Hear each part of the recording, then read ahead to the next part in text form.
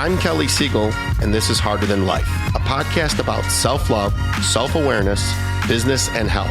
We tell outrageous stories and boil everything down to simple, practical advice you can start using today. Let's get living.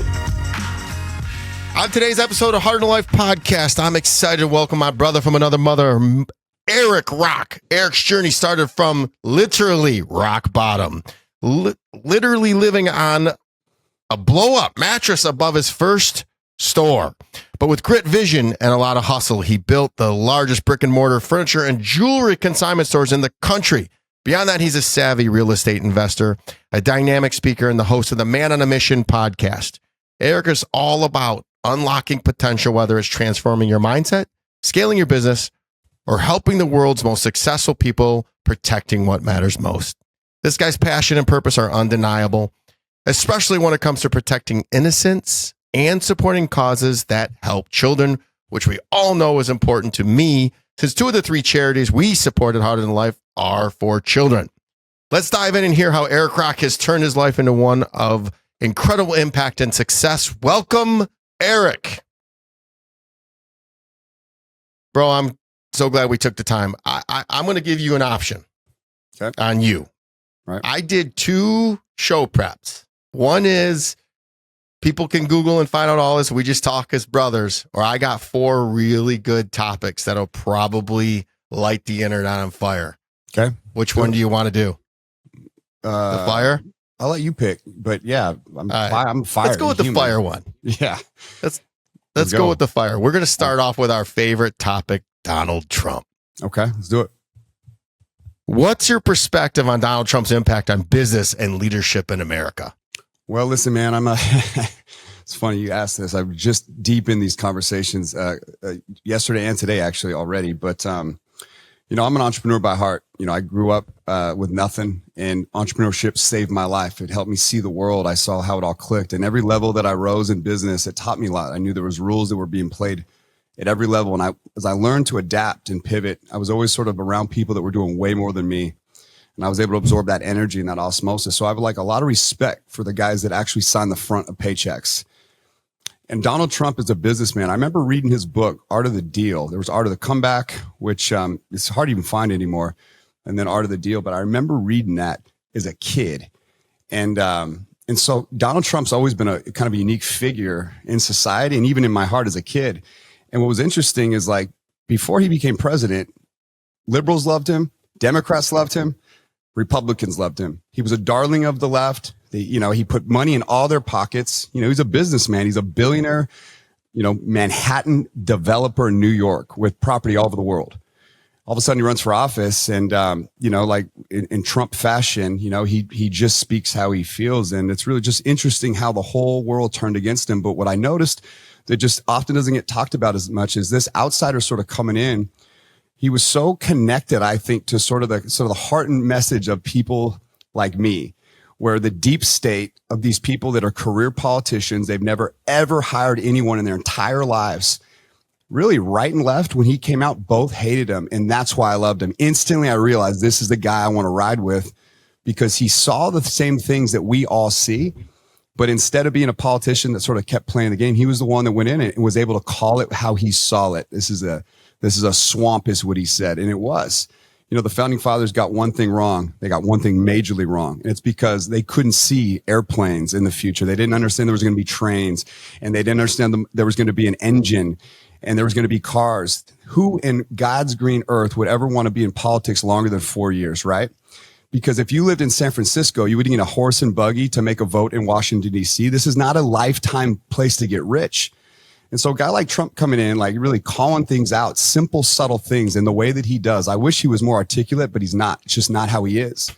And so he started rubbing everyone the wrong way. But really the media, that protects all that because they all work together. It's a business. It's a racket.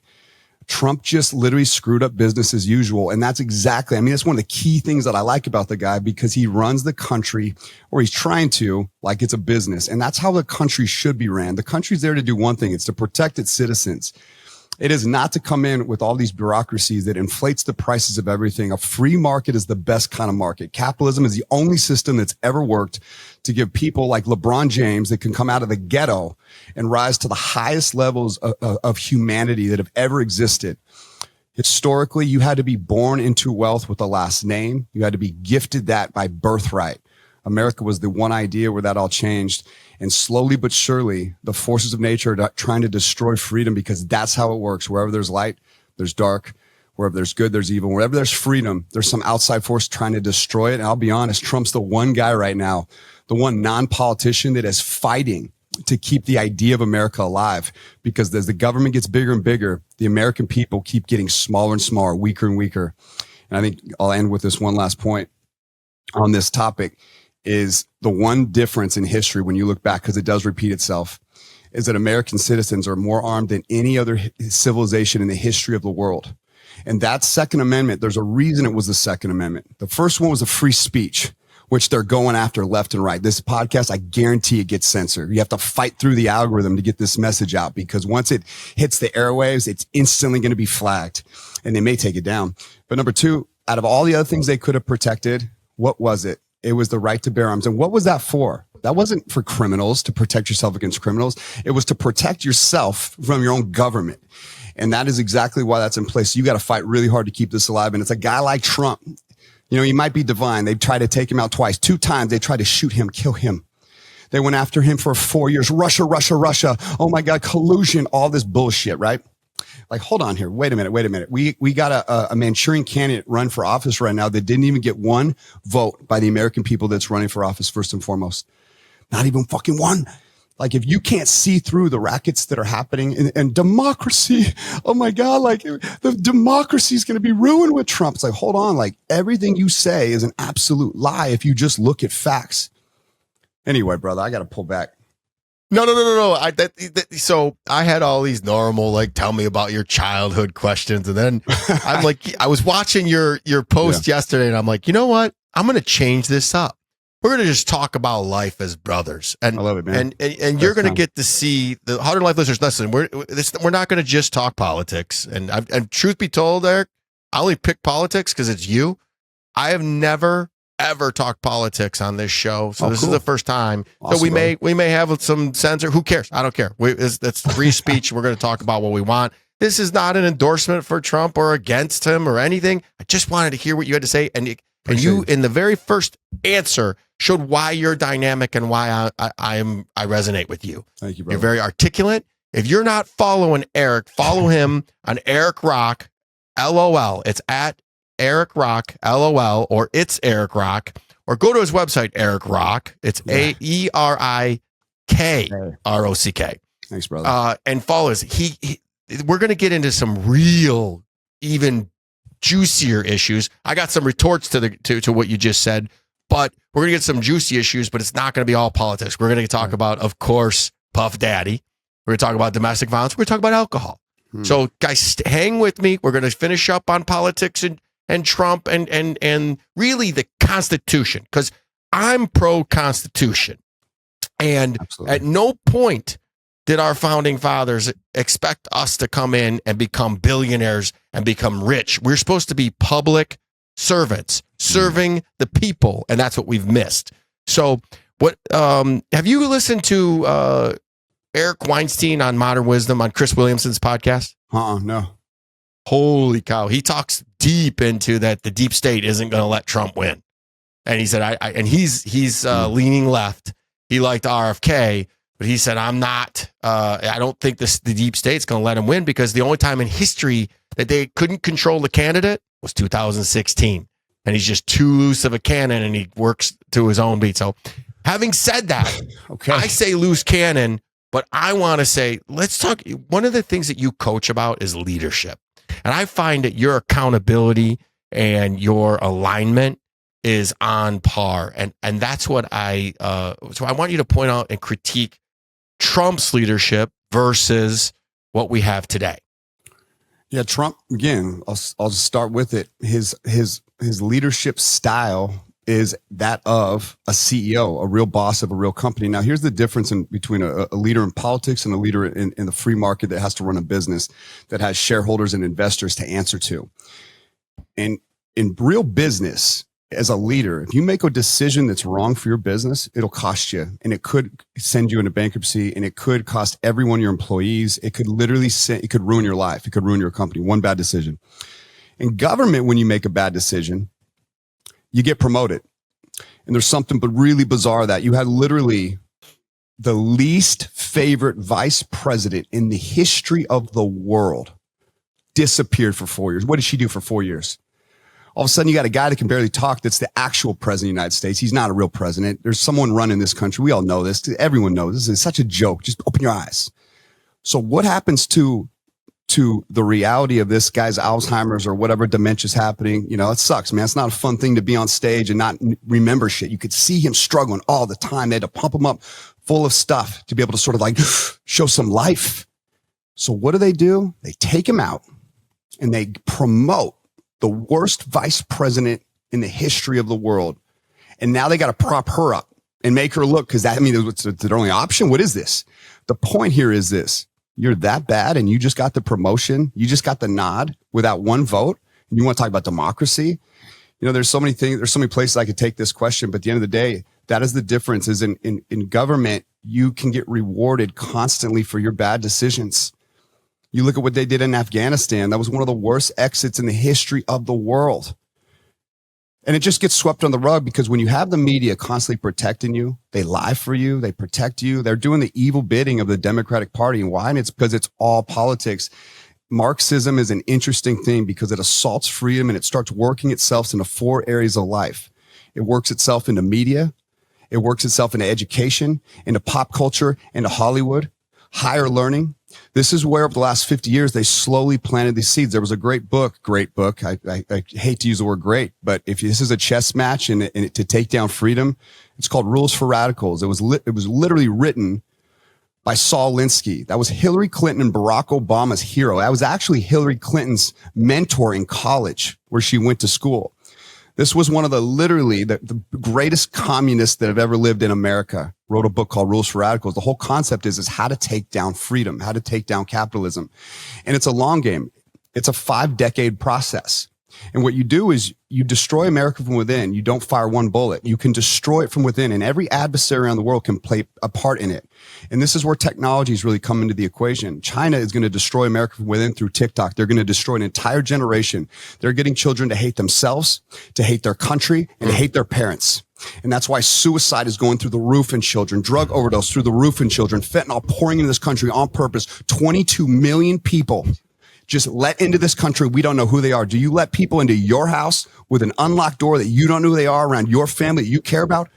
Countries have to operate the same way. The reason they're destroying us from within is because freedom has enemies abroad and in-house. And that's just the way it works. So if people don't wisen up, because indoctrination is such a real thing, this is what's going to happen. But politics promotes the worst behavior. In business, there's consequences.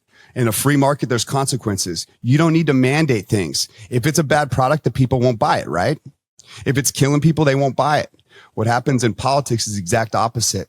They mandate things. They create red tape. It's bureaucracy that forces narratives. You know, green energy. It's a non-winning formula right now because it wasn't developed in the private sector. It was pushed by government. Guess what? It doesn't work because it's not profitable.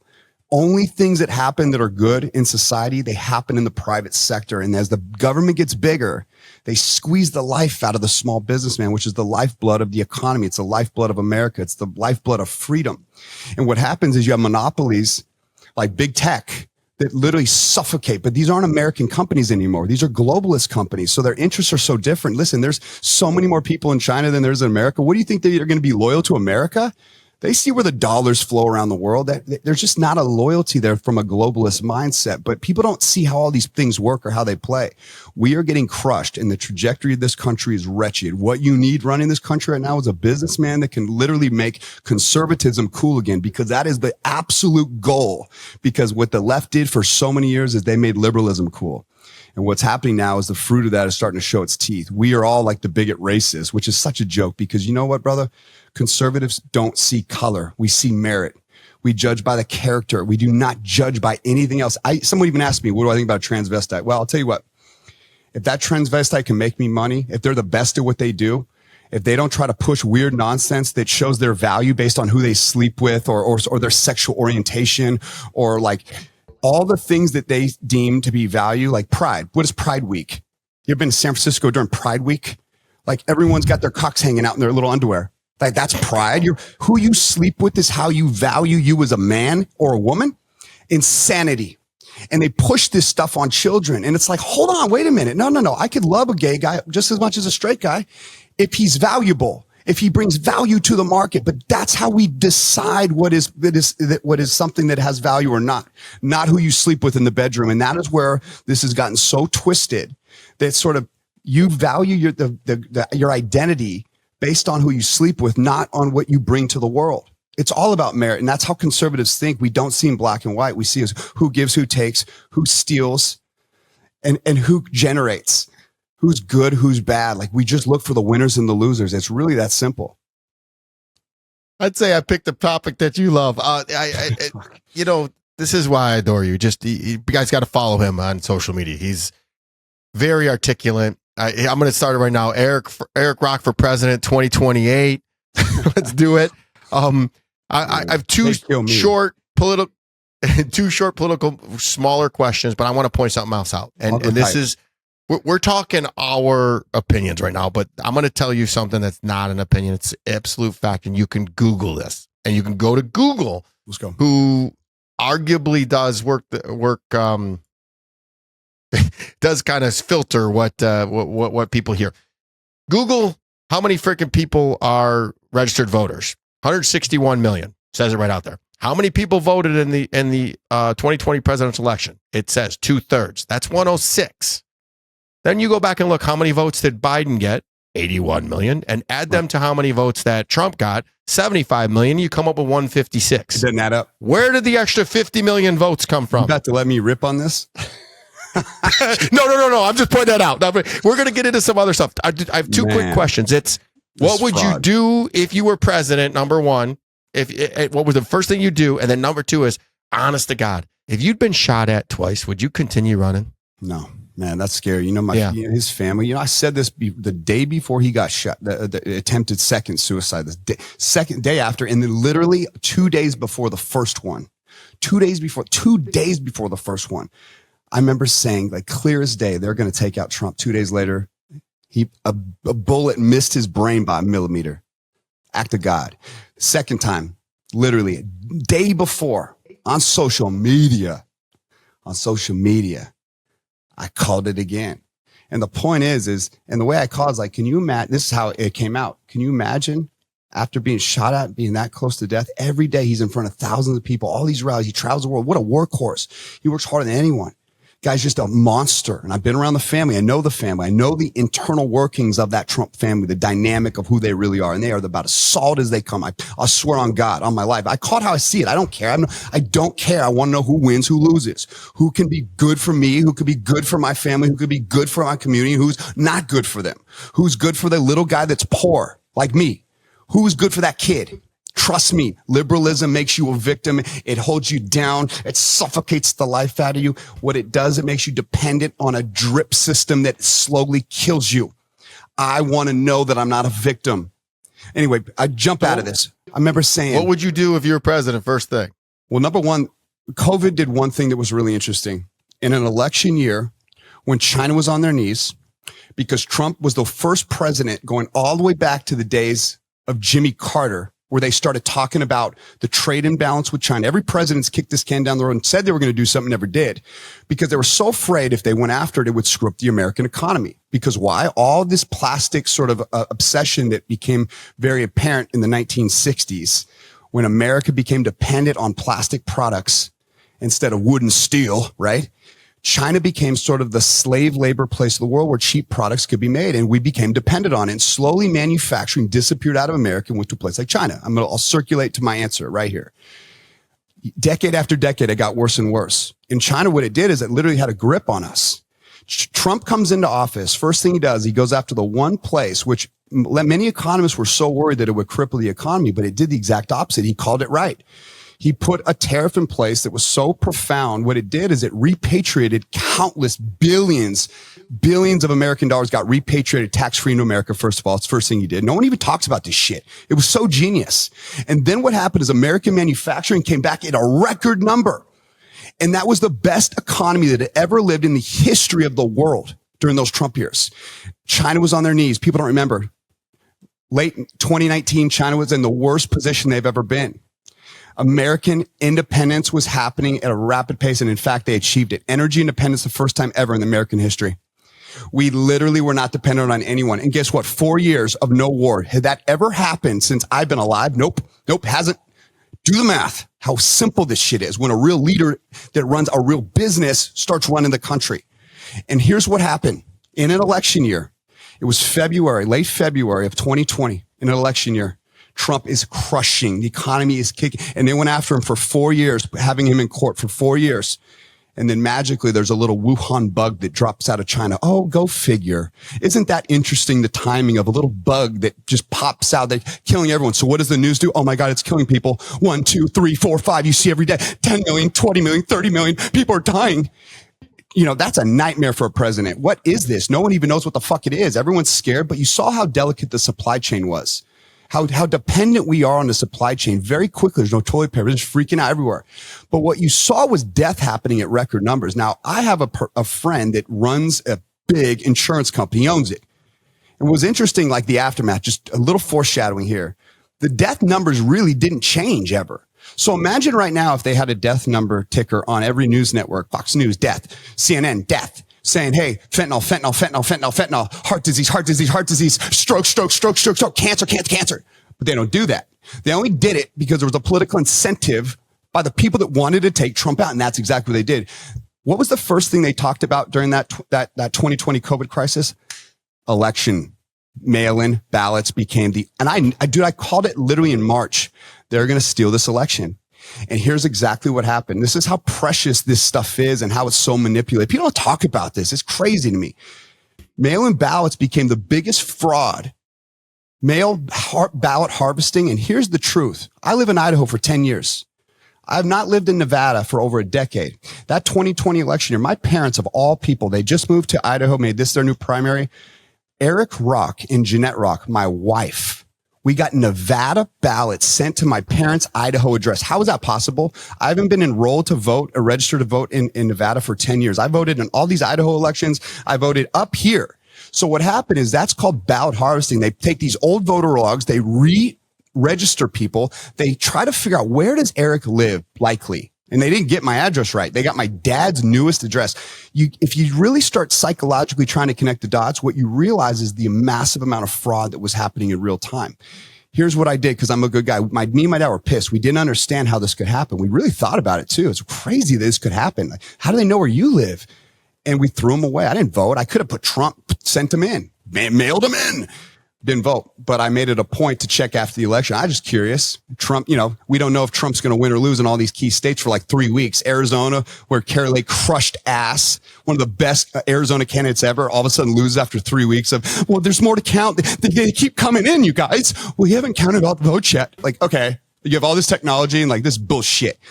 So here's what happened. I called the state of Nevada. Now, in Nevada, you can't tell who you voted for, but if there was a vote cast in your name and you were registered to vote, you can see if you voted. Lo and behold, brother, Erik Rock and Jeanette Rock, we both had a vote cast in our name in the state of Nevada. Right there is blatant fraud. Now, here's my first thing. Well, what do I do with that? Where do I go with this? There's an 800 number where no one answers. And I was just livid. I'm emailing. I'm such a guy about justice and what's right or wrong that I literally would have moved heaven and earth to try to figure out how to make someone held accountable for this. But you know what? No one gives a shit. The media does not care. And if you talk about election fraud, guess what? You become an enemy of the state. Every news network on earth, including Fox, had to back off of that subject. They could not talk about it. And the more Trump talked about it, the worse it got for him. And this is what's problem with the Americas. We are not in control. The illusion of it. It's not even the government. There's a deep, dark force behind everything. And the media is really a catalyst for it all. Well, you definitely just got this frickin' show banned, but it's all good. We're still top 10. We're good to go. So I want to reiterate what he just said. That ticker of deaths, if you go back and you Google the total deaths in 2020 and 2021, and then go the year before, that we did not increase. That's what he said. Total deaths. So they're classified a lot of deaths as COVID, which could have been just the flu. It could have been any. So the moral story is you can go back. That is well documented. You go into the US.gov and see that. Because for your audience, it's hearing this. They got to know. My uncle runs a private physician-owned hospital. You know, they just sold it for 9 figures. Okay, so he's been in this industry for 30 years. During COVID, even a private physician-owned hospital, they were incentivized to call anything they could COVID. They would get actually $30,000 per COVID patient from the government. This was an incentivized program. And what you saw happening was someone would come in a car accident and they would call it COVID because there was so much money that could be had by hospitals. And I mean, it's just pure manipulation. And I know that from an inside source. He's the CEO of a hospital for 20 years. He's my family. He tells me how it works. The incentive was insane, even for private physician-owned hospitals, which are historically conservative. They were so blatant in their approach to sort of make it worse than it was because there was a political incentive. It's pure, it's evil as it was, but you realize how powerful China is now. I think you got to understand where this all started. China was screwed because of Trump, which is our biggest adversary. And guess what? Now they're right back in the swing of things, aren't they? All right, I promise we're going to switch gears, but I just wanted to, what do you think is more important? Just this is one sentence answer. More important, elections or term limits? Verified elections that we knew 100% or term limits? Or are they kind of one and the same? You know what? Elections is the only thing that makes democracy. Yeah. It's the key. It's the linchpin to everything. You know, you just got to fight the term limit problem. I mean, but it's got to be elections. That's why I wanted to do this today, because we have to talk about this stuff. Yeah, we do. So one other thing that you may not even know, because it just got swept under the rug, is between the 2 assassination attempts, Trump's plane had to make an emergency landing. I didn't know that. He had an issue on the plane. That's next, and maybe it'll be poisoning. So just wait. This ain't over yet. So we're going to switch gears totally, and this one's going to be a big transition. And this is when I knew I loved you.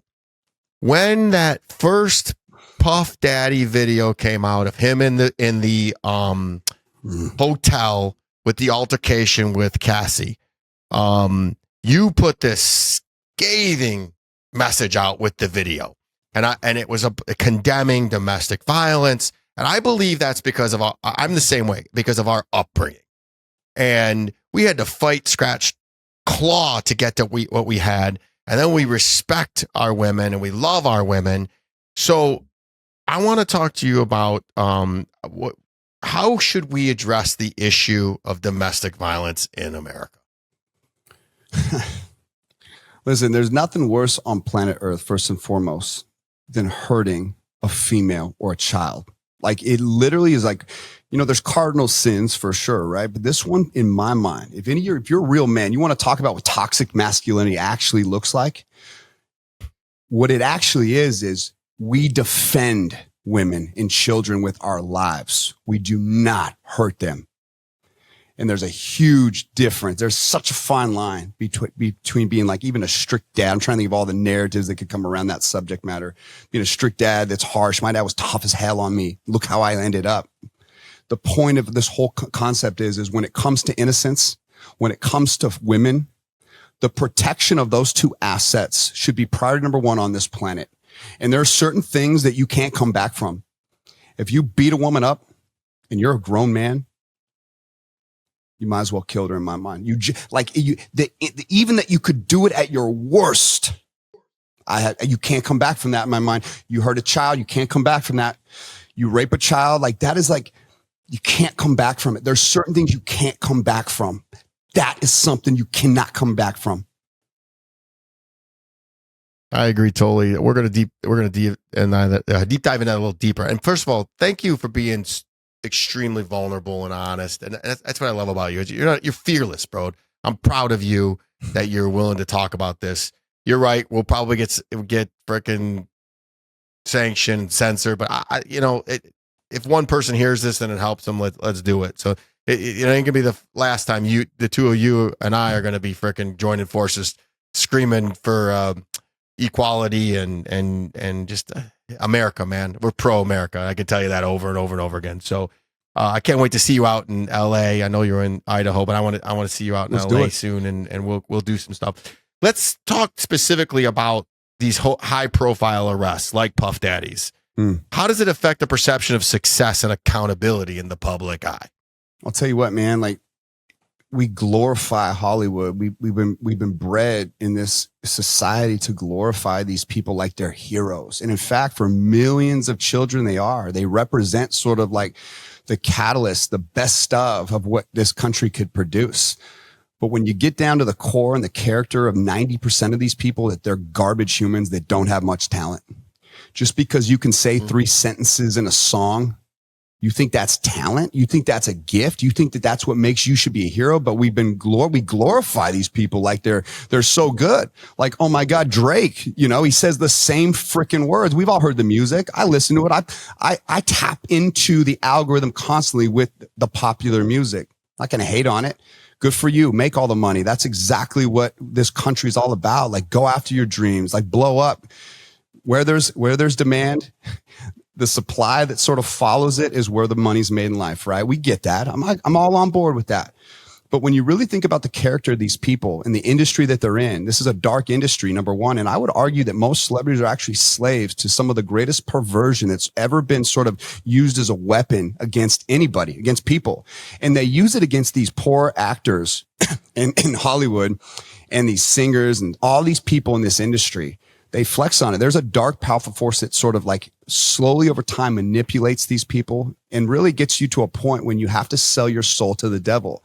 That's a tricky industry to be in, because oftentimes to get paid means you got to do the evil bidding of the people that is your slave master. That's how Hollywood works. Anybody that has any kind of insight to that world knows it's a slippery slope. It is dangerous. And there's a lot of evil in there. That, when you have more money than God and everyone in the world treats you like God, pretty soon the right people in your head, they start making you think you are God. And then all of a sudden you think you're God. And the God complex is such an odd thing because it really changes sort of like the lines in the sand that most people think can't be crossed. Like it'll take probably a good person that's a kid that had a dream, and all of a sudden they have more money than Mariah Carey. These there's just obscene money here, but it's the God part around it. They start doing things that are just unimaginable because they think they can get away with it. And in fact, it's almost like the more taboo, the more they get off on it, because they've had everything that they're just thrown at them. They don't have to work for anything more. And that's what fame does at that level, right? So when I look at what a hero looks like, what we should value in society, like what would my narrative be towards like how we view value in America?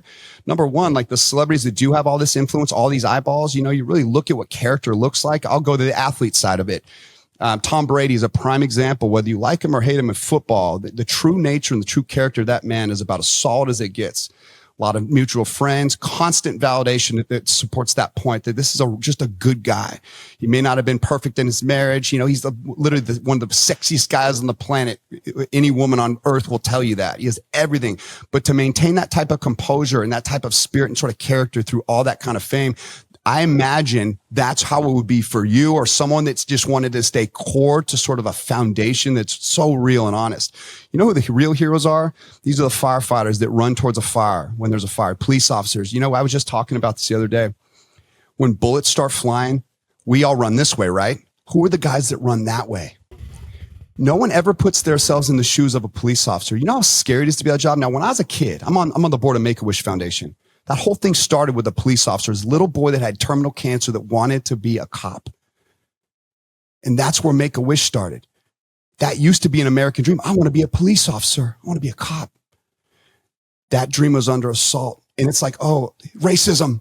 You know how many white guys that are crackheads get in police shootings every day around America, but there's no political gain to it. So this divide and sort of conquer method is destroyed where real value exists. It's in the police officers. What about the guys that keep the roads clean, that pave them? What about the people that clean up after you, the janitors that keep this world clean? Like all these positions that are thankless jobs, these are the heroes of America. These are the people we should promote and put on a pedestal. These are the people that keep the world going around. This is the real talent. This is the real blood, sweat, and tears. These are the people that we should be talking about.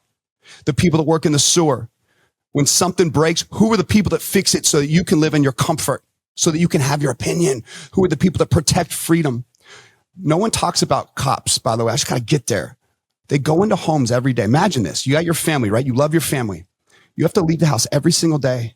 You are going to see the worst atrocities that have ever existed in the world, like the most heinous things you have to see on a regular basis. Do you know how that could desensitize your soul?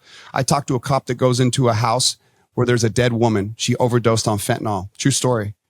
There's a baby in the house running around with diapers that hadn't been changed in 3 days. That baby is malnourished. It hasn't eaten, hasn't drinking. Mommy's dead on the ground, and a baby's in diapers that has been pooped in 30 times. Like, my point is that poor cop that had to see that has to take that internal heart, like the heat of that feeling of that child, that smell, just the smell of that house, that poor baby. And he has to go home every night. We never put ourselves in the shoes of the people that do the dirty work, ever. But we're so quick to call him a racist when there's some guy that's got tweaky eyes and he won't roll down his window in his car. And it's a little nerve-wracking. Shit, I don't want to get into this situation. Here we go. All of a sudden, something happens. Boom. And that guy's life is over because a guy like Obama, the president of the United States, the guy that should be uniting the country, comes out and says, I could have been Trayvon Martin. Right or wrong, it does not matter. The divide and conquer method has been around since the beginning of time. This is how powerful nations win. They get people to hate each other. But if you can't put yourself in the shoes of the people that you claim you hate and try to do their job for one day, then you're not a real human. You have no depth. You have no character. You have no conviction in your soul. I don't even know if that First of all, no, I did. First of all, I'll tell you that you're the sexiest man alive, not Tom Brady. But I also believe that teachers and police officers should be the highest paid people on the planet. I'm not saying that everybody just gets raises. They have to meet it. But I intentionally didn't even touch that Tyreek Hill situation because I don't know what the heck that was. Garbage, and it's frustrating as all heck. I would never speak to anybody the way that they were speaking to each other. I don't want to go down that path. We're going to give one more deep question, then we're going to have some fun and just talk about you. Again, people, this is a highly successful gentleman who doesn't have anything to gain here. You heard he is on the board of Make-A-Wish Foundation. That was one of my other questions. You could Google him. You can follow him. His stories on his Instagram are phenomenal. He's going to tell you what he thinks, how he feels. And then if he's wrong, he'll admit it, which is what we need in this country. United we stand, divided we fall. Thank you. Together we rise. That's all right. That's what my whole goal of us ranting today is. Yeah. It's just to create awareness that realize that not everyone's here. My workout partner in the morning is far left leaning and I'm far right leaning. And we get along and we talk politics. We love each other. He's a good man. And everything's fine. I just want to talk about the 50 million votes. That's all I was trying to bring up. That just appeared out of nowhere. You and your wife were two of them. That's right. That's all. I just want to be able to look at our elections and know that they are legitimate. 100%. Having said that, you are the man on the host of the Man on a Mission podcast, which I had the joy of being on, and we deep dive about alcohol and working out and mindset. So if you want to hear all the normal harder than life stuff, go listen to the Man on a Mission podcast with me. And follow Erik Rock, but we're gonna end the serious part talking about alcohol, and then I got some fun questions. So guys, hang in there, listen to us. It's just two deep friends talking shop, trying to create awareness. Now, don't take anything too serious, except we need this country to be united. We're not here to hate each other, no matter what. I could lock arms with any race, any sexual preference, care less. The common goal should be the betterment of your soul, your spirit, what the value you bring to the world. Like this is what I look for in a person, like your ability to sort of be valuable as a person. Instead of what happens is the victim mentality, it just corrupts absolutely. And it is so toxic and it actually is filled with so many lies. And that is the hard part to sort of articulate around because you instantly get labeled something. And I'm always this, if I'm wrong, I love being wrong. It's where I learn the most. But at the end of the day, like if you can't debate it, then don't talk because so many people have opinions and they can't back it up with any kind of conversation that makes sense. You see Charlie Kirk all the time. He goes to campuses all across America. Here's the indoctrinated generation that I'm talking about that is destroyed. He brings up a point and nobody can ever ever articulate with any kind of facts. They just know the kind of the headline talking point, you're a racist. What does that mean? That is, it's so played out now because it used to be such a disarming thing that it would like scare you. It would shut you down into submission. At the end of the day, like I could care less if I'd call that anymore because that's what used to scare people. And that's why so many people are scared silent. They're so afraid that they're going to be called that disarming word or homophobic or blah, blah, blah, blah. No. Are you valuable or not? Do you give or do you take? Do you win or do you lose? Are you a king or are you a fucking victim? Like, what kind of mentality do you have? Like, are you a fighter? Do you inspire the world? Do you give back? No, most of these people, all they do is take. They have no facts. They can't articulate any point. Debate is dead, and that's on purpose. Because when you debate someone with substance, your only resort is to call them names. Anyway. Remember what we're really talking about here, the underlying part, the underlying disease is greed. And ultimately, through the history of the world, greed has never won. And it always pushed too far. And that's what we talk a little bit about politics, which is one side is going to push too far and ultimately is going to burst it. You talk about Puff Daddy's issues. He got a little too greedy. Honestly, if he just pull back, got too greedy thinking the God complex. Yep. And so just why do you greed, think that is, Kelly? If you had to say fundamentally, why is this happening at such an alarming rate? What is the one thing that... Ooh, that's a good question. I would tell you, you touched on it, in my opinion. It's emotional intelligence and the fact that we can't have dialogue and we're not learning at a young age to have said dialogue. And we're passing on, like, the reason why I'm here, the reason why Heart and Life's here is because I learned how to be an alcoholic and a party animal from my parents. So we're passing on generational curses, crutches and stupidity that we've got to stop. And with me, it stopped right here, and my daughter's not gonna have it. So we've got to teach emotional intelligence and get back to what is important in this world, and it's our word and our values and our morals and our integrity. And you said it, love. It's all about love, not greed, not fear. And we're selling on is fear, greed, and divisiveness. We got to come back to what family values used to be. I sit down every day and have dinner with my daughter. I have breakfast with sit down, have dinner. Beautiful. It's not unheard of anymore. Everybody orders DoorDash and they eat on the go and everybody's in front of a device. We're headed down a slippery slope. And if we don't stop it, it's going to get worse. But ultimately, it always corrects itself. And hopefully it doesn't correct itself with what you're seeing. I think maybe you even posted about, a revolution or a civil war, or I don't think it's going to come to that. I think there'll be a modern day one where people refuse to pay taxes and refuse to go to work, and it just hurts everybody.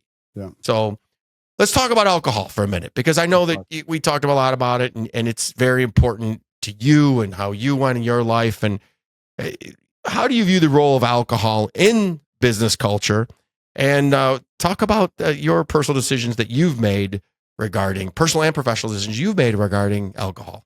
Yeah, thanks, Kelly. Good topic, man. I think this is one thing that someone could do right now today, like kind of make the decision that I'm going to encourage them to make, which may sound crazy because I'm such an extreme person when it comes to like winning, right? And I connect a lot of unique dots now. I'm almost 41 years old. I wish I would have had this mentality as a 25-year-old. I could have saved myself a lot of pain. 20-year-old, even better, actually 17-year-old.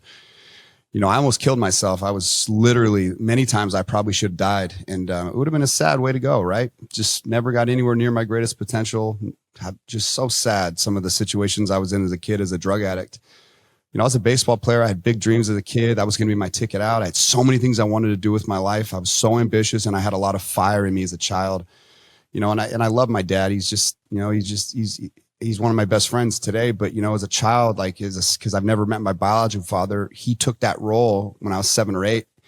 And, I didn't have the same love, honestly, that him and my brother did, my stepbrother. I could see their bond. And so that created this fire in me.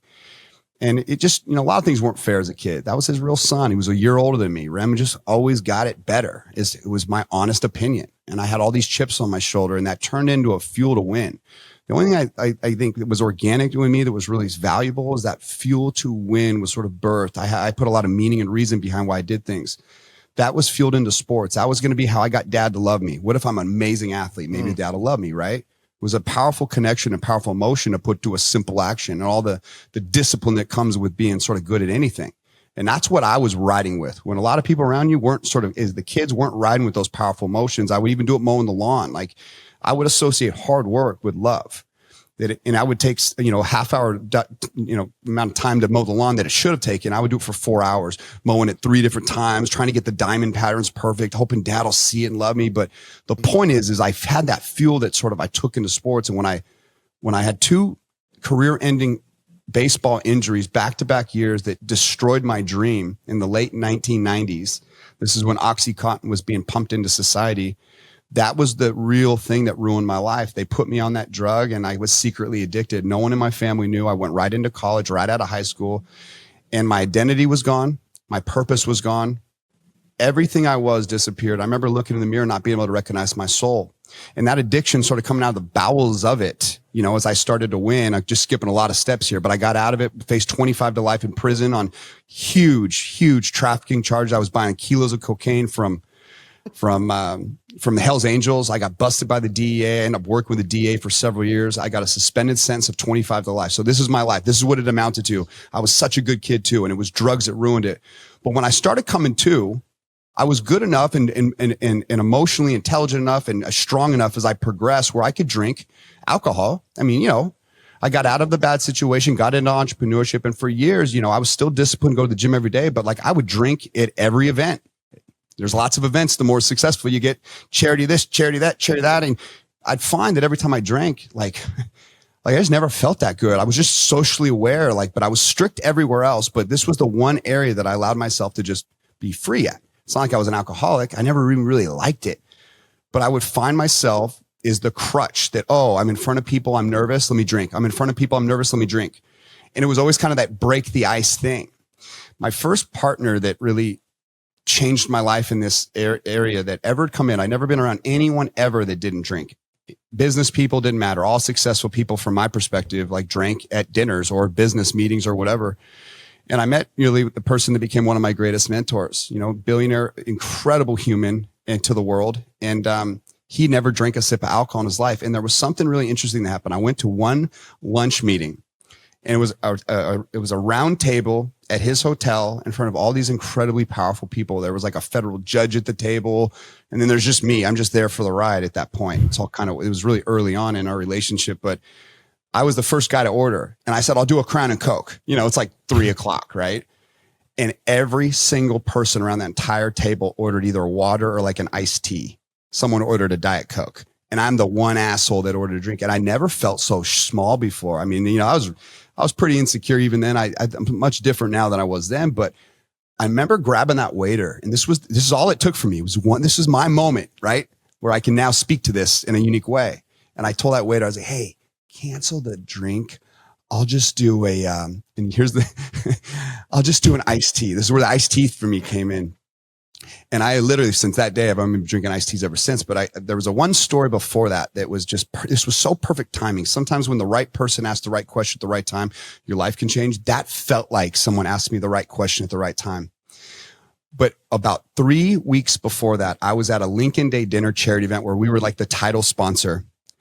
They kept bringing me drinks that entire night. We had all our family there. We had senators sitting at our table, and they probably brought me like 9 or 10 different Crown and Cokes that night. And the lady just kept bringing them. I wasn't even ordering them.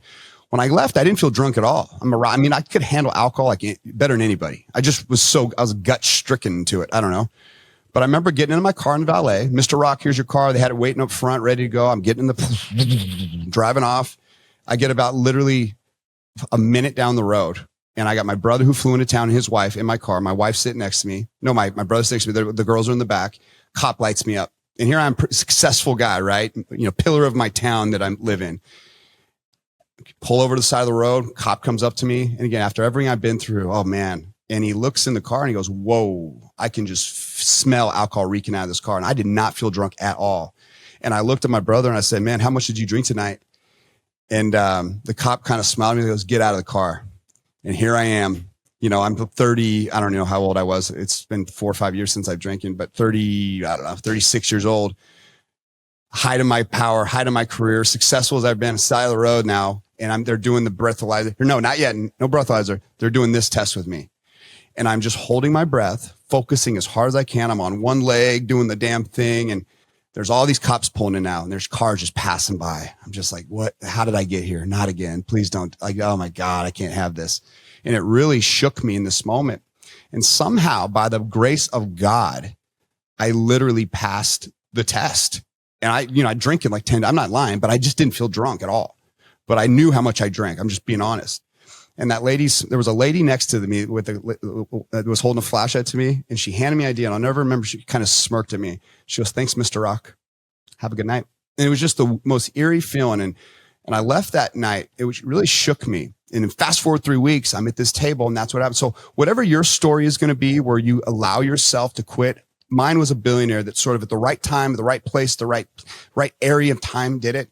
I have not had to drink since then. And what's happened since is I have gained countless hours back in the morning, the next day of events. And what I've actually realized is I have more power than I've ever felt. When I go to events now, I've really become firm in who I am in my skin. I used to get embarrassed if I didn't drink. Even my dad, no one liked it at first. Like, what's the matter with you? You're not drinking? It's like you make everyone else feel bad because you don't. And what I realize is everyone else slowly gets hammered and you're the one guy that's not. I'm the first to leave. I go home. I feel good. Like, I get to sleep every night when countless nights I would have been drinking.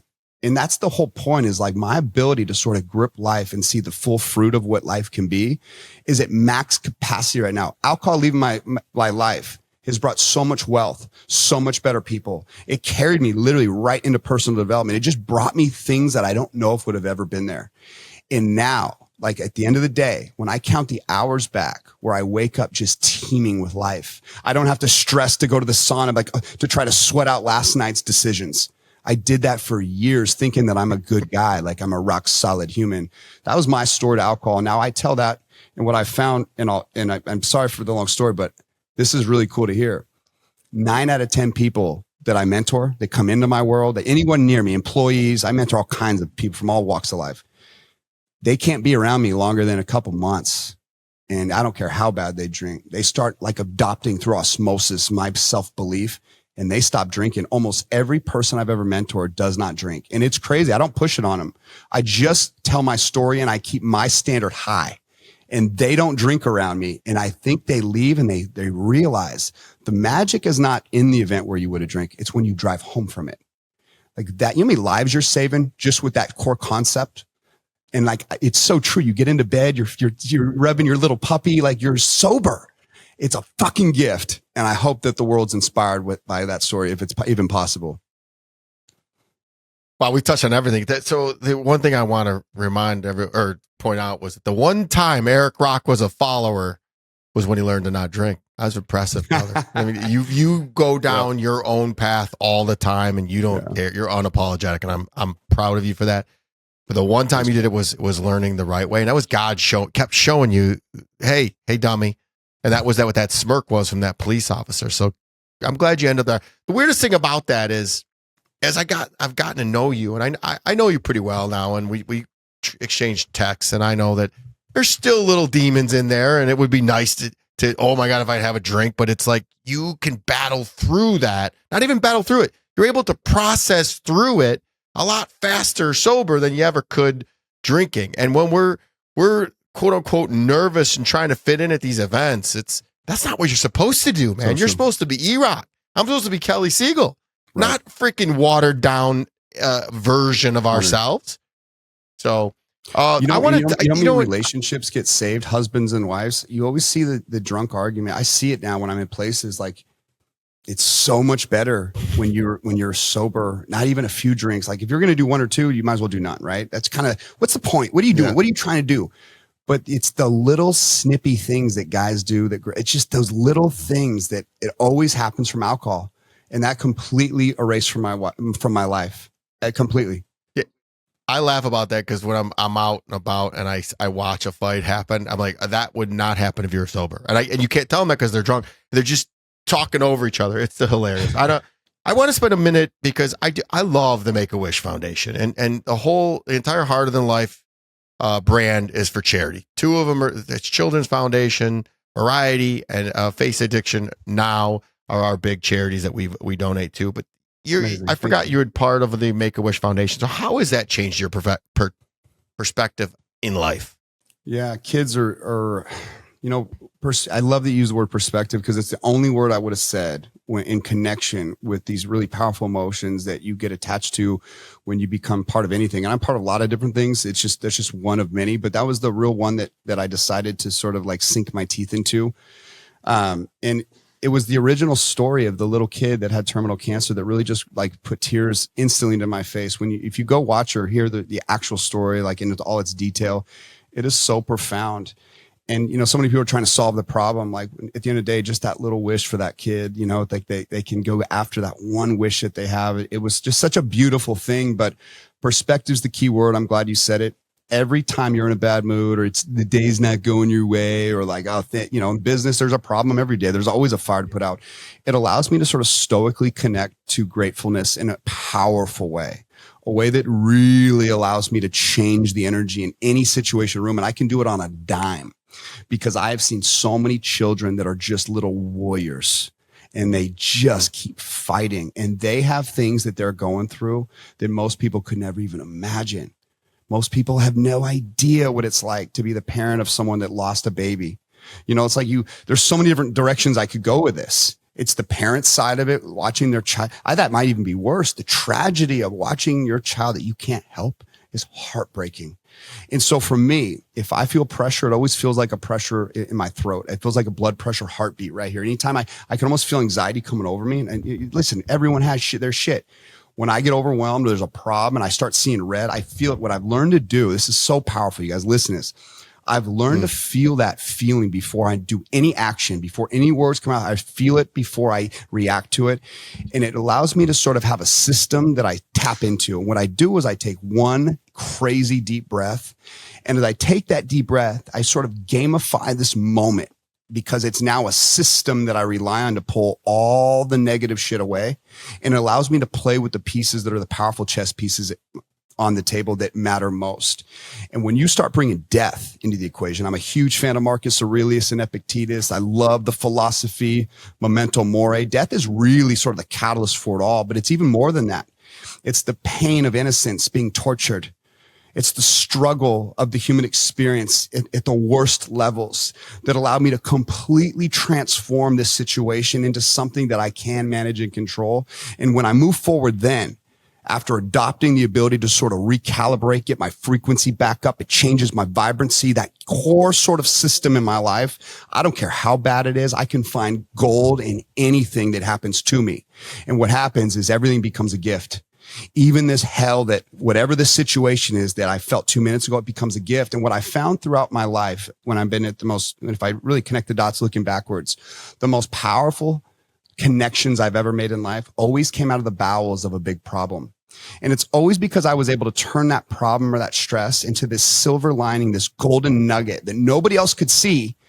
But somehow it was in the way that I responded and the way I handled it that allowed me to sort of turn sort of a 1-star into a 5-star. No matter what business problem it was, who's mad at me, where that causes that anxiety. There's so many things. I bet my jewelry store got robbed. I'll never forget that emotion. Like all the stuff that happened. And what you realize you're doing when you sort of perspective and gamify your own shit that happens to you, you really start realizing that you're always in control. You are a master of your destiny because you have the power of decision. You have the power of choice. You have the power of response. It is one of the greatest alignments that I could gift someone for when something goes wrong in their life that really has no consequence in the end of the day.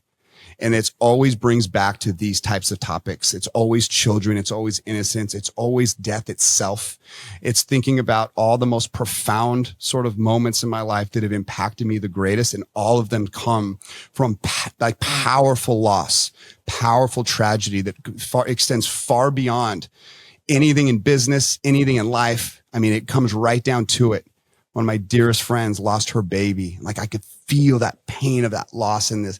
It just nearly killed her. Like just so easy. Like, well, this is not a big problem anymore. Like I got this. So just remember that if you could do this in your life, systematize anything like this in you, you will be such a powerful person and you will become a leader. That's what leaders do.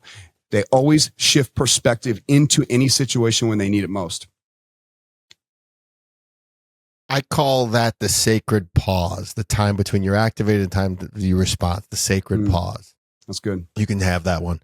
The only thing bigger than your beauty and your brains is your heart. You're a good guy. I enjoy every part of you. Thanks, brother. Love you.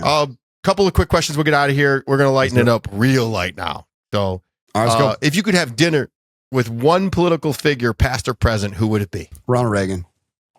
Oh, Easy. yeah. He would Love be Ronald good. Reagan. I didn't even think of that one. I was trying to Greatest think communicator you were gonna of our time. Yeah.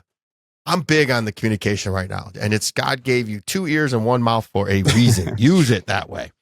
What is the thing? They said, listen 70% more than you talk.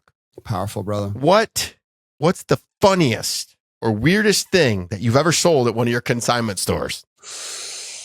My God, we've had some of the craziest things we've sold. Let me think. What would be the craziest? Man, if it's ever been made, I feel like we've sold it. Crazy. You can't think of anything? Craziest. I mean, I'm remembering so many crazy things we've had. I've had elephant tusks that, come from like the 17th century that have had carvings that are incredibly valuable, but it's hard to sell here in America, hard to deal in that kind of stuff. I mean, it's kind of sad, but there's a lot of provenance and history that comes with some of these pieces. I mean, hard to go to one particular thing that would be like jarring, but just know this, that like we come across some of like the rarest stuff you've ever seen. We've really mastered what our business really did is we mastered being able to get into some of the most influential people in the world's homes, some of the most beautiful homes on the planet. And oftentimes when you get that type of clientele, when you worked your retail model into those type of people's homes, you get really unique opportunities to sell very expensive, rare things that are one-on-ones, unique stuff. They trust you with that. They're kind of like giving you an opportunity to sort of do something that could go to like a higher level auction. But oftentimes, like we can sort of reserve a price, put it in a store, give it sort of like the value it deserves, let the public see it. Oftentimes, like just in your local community, it's a gift. But the pieces that we've seen that are just incredible, oftentimes it's art. Like you'll just see art that you can't see anywhere else. Like one-on-one art that just will blow your mind. And a lot of stuff is insanely rare. This is all original stuff. But I don't know. I'll have to chew on that to try to find something that would shock this audience, but there's nothing that comes. I'm thinking a lot of the stuff would probably piss people off. I've had elephants that come in that, like elephant heads that are just monsters, like not even joking you. There's a lot of, the business we're in, people throughout history, they collect things, things happen, whether you like it or not. And they try to pass that down the road and they use companies like us to be able to do that. So you kind of see it all. And, a lot of times it's not that pretty to see, actually. And an elephant's a prime example of that. The depth of your, I can't ask you quick questions. You do the depth you go to. I enjoy this conversation. Be quick. All right. No. This one's easy. Do you have any guilty pleasures like a TV show or a snack that people wouldn't expect? Oh man, a guilty. Okay. So gummy bears. I love gummy bears. If I was on death row, I would need gummy bears. Yeah, like that's give me a dessert. I'll take gummy bears. So mine are Jolly Ranchers. Just that's too hard. I gotta chew on. All right, last question. If you could trade lives with anyone for a day, who would it be and why? For one day. Mm-hmm. Interesting question. If I could trade lives with any person for one day, who would it be? Oh, what a weird question to ask. One day. I wanted to get to know you. We were so heavy. One day, if I could trade with one day, is the person have to be alive? Because my instinct, I want to go to someone from the past. I'd want to go back in history for sure. So if you give me that allowance in this question, I definitely am going to go to a bygone era. Now it becomes this because I love history. What era would I want to go back to? He just remind you when you said you were going to give an easy answer. Oh my God. Like, man, I'm thinking about like some of the greatest events that have happened in world history, the caveman days, the Renaissance, Michelangelo. I want to go to the Last Supper now that you're talking about it. Let's go to the Last Supper. Yeah. Like, man, that's a one, like Jesus for a day. I might, I'll pick Jesus. That's a good one. Yeah. So is there anything that I haven't asked you that you feel compelled to share? I think we pretty much will hit everything. But what is there anything else? Bro, you don't want to open a can of worms with me. There's not a topic in the world that I don't have a heartfelt response to that has matter in the world. If it matters and if it's good or bad and there's consequence to the good or the bad, let me just say this and I'll end with this. I put so much heart and meaning behind everything. I love to think, how does this work? When I'm in a plane flying over a city, when I'm in a jet, everything I do, it's like somebody built all that. Like, people are so talented. Like, behind every single thing you see, I'm flying into Dubai, you're looking at one of the most incredible things that have been curated over 2 decades. That's all. And you're thinking to yourself, God, I'm playing small. And it is so inspiring to me to think about sort of the human experience of what people have created. Then you go back to works of art through history, like the Great Pyramids, or you think about some like the wonders of the world. And you're like, how did mankind doing that before like the modern engine? It's just so cool to be curious about life and how things get done. And so many people, young people today, like all they do is they hold up these devices and they just get sucked in because someone else is controlling them. And I'm like, no, go out and control your destiny. Go learn, go be curious. When I was a kid, I think that's where this comes from. Anything that had any kind of complication to it, I would break it apart because I was always curious to how it worked. That's just the kind of child that I was. Everyone thought I was going to be an engineer. So far from all that, obviously, but I was like really good at math as a child. I've never, ever not got an A in a math test in my entire life. And I did all the hard classes. But math just came easy to me. And I think it's because like my curiosity for how this creates this. There's always like a visceral reaction to any action itself. And I love sort of that. And I apply that to everything in life. That means like liberal or Democrat, even with politics, like I'm not really here except to find the truth of what works best for the most amount of people. Like my mind is so driven to consider like how that works. That's why I think about the founding fathers, like out of everything they could have done coming out of tyranny, coming out of sort of a monarchy, British rule, what kind of world would they want? They gave it to the people. That was such a divine sort of document, but you got to trace the dots in your mind. If you don't like this system, well, what's a better one? You think socialism's better? Well, okay, well then tell me why. Tell me, elaborate, because I've done it myself and the math doesn't add up. Actually, there's really no perfect system except this one is as good as it's ever been. And if there's a better one, I'm all ears. I've tried to think about it, but most people don't think deeply about anything these days. And again, it comes down to this one thing, bro. Being an old soul in the world is one of the greatest assets a human could be. Be an old soul. Like our grandparents, that generation, that is some of the greatest gifts in the world that they left us, and they're dying at a rapid pace, and they're not being picked up. Those lessons are not being picked up by the grandchildren. If they could start understanding the merit and the value and the types of sort of lessons of our grandfathers' eras and grandmother's eras, you would be so dangerous in society today, because I think this stuff is so timeless, and it's what inadvertently will let people skyrocket in the future, is that if you can hang on to old school principles. And for women out there, you want to know what sexy actually looks like, women? Be an old soul. Be an old soul. That is valuable to high value men. You sell your soul to the devil, you just cheapen your product. You know, they say that, there's like a quote that I'm on this sort of topic right now. It says, too much circulation makes the price go down. And I love rare people. Be a rare person. That's it. Brother, if I could trade lives with anyone for a day, I think it would be you, because you are harder than life. I love you very, very much. Thank you, brother. Thanks for playing, brother. I love you too, man. This is fun, bro. One of my favorite podcasts by far I've ever done, because no one ever allows me to be like that. You set me up good, bro. Thank you.